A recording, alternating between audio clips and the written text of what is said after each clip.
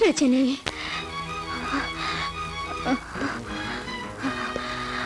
ఆయన ఒక్కొక్క మాటకి సమాధానం చెప్పి తీరాలి. ఈ లోకంలో ఆయన పొందే సుఖం సంతోషం అన్నీ పోగొట్టుకుని విలవిలలాడాలి.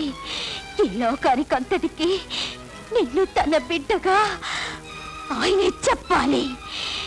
నీకు మీ అమ్మకు నేను చేసిన ద్రోహానికి నన్ను క్షమించు అని ఏడవాలి. అప్పుడే అప్పుడే నా ఆత్మ శాంతిస్తుంది. రజని, ఇదే అమ్మగా నేను కోరే చివరి కోరిక. ఇది ఆయన పెళ్లి పత్రిక.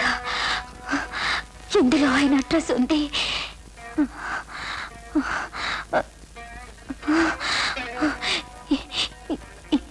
ఈ కొలుసు నా జ్ఞాపకంగా ఎప్పుడు నీ మెడలోనే ఉండాలి.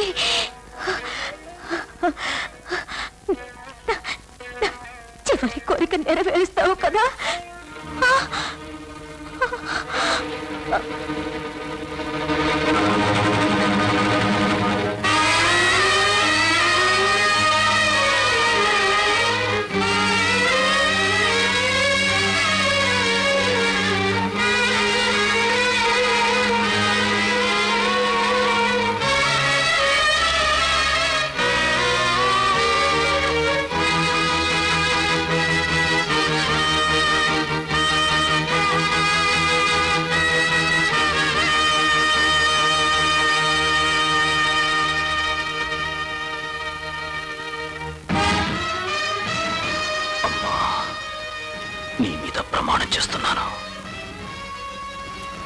ఈరోజు ఆగస్టు 31.